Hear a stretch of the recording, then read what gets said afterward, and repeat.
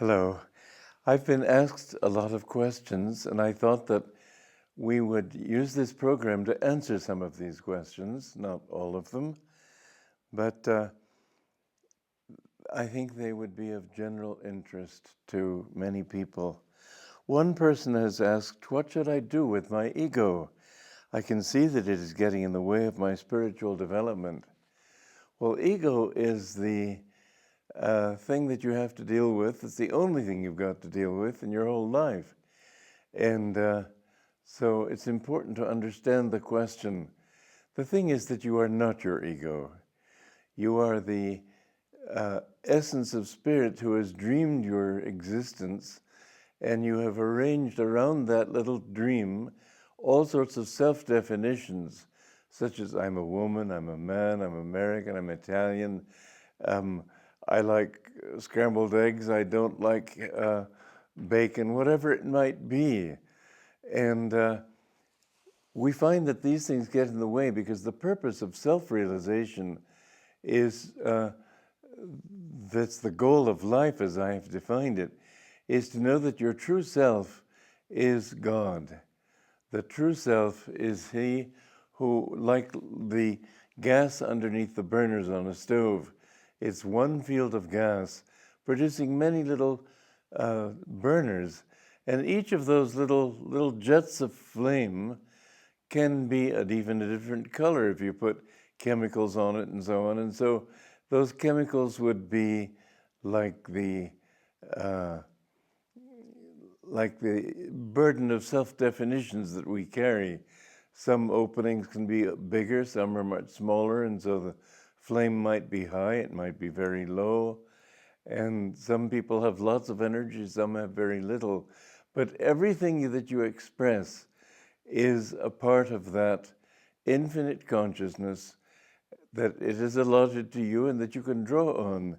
So the ego is not only a barrier, but it's also an aid if we use it rightly. It's a very important question. How do we use our egos? Not just what should I do with my ego, but how can we use our ego to grow spiritually? Well, inasmuch as we are not just this ego, but that we are the spirit which infuses and informs all egos, then it means that the more we can expand our ego to include other egos, the more fulfillment we have. The more we shrink inward upon our little ego, the less fulfillment we have. Selfish people are never happy people. Unselfish and self-giving people are always happy. And this is an example how you can use your ego to grow spiritually, and it gives you the supreme motive for morality. Morality is not thou shalt not and thou shalt. Morality is simply understanding those things that will give you fulfillment. You're the only thing you have to deal with, as I said before. So you've got to find out how you can find fulfillment. You will find more fulfillment, as I said, when you can expand your sympathies by giving, by surrender, by humility. Humility does not mean self-abasement. It means knowing that God is doing everything through you. And the way to do that is to give everything to Him. You have to act, but give the fruits of your action to God. The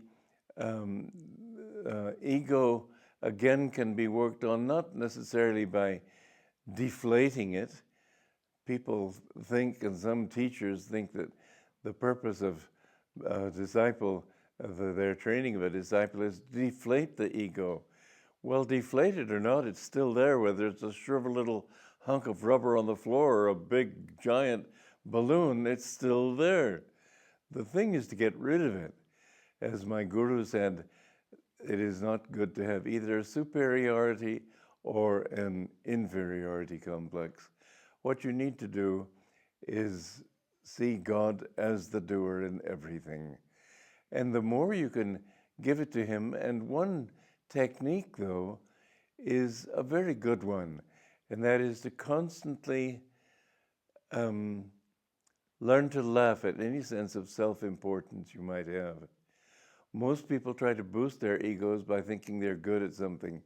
I think it's far better. I found it to be very helpful to me. And in fact, it enables me to do things much better than I could otherwise.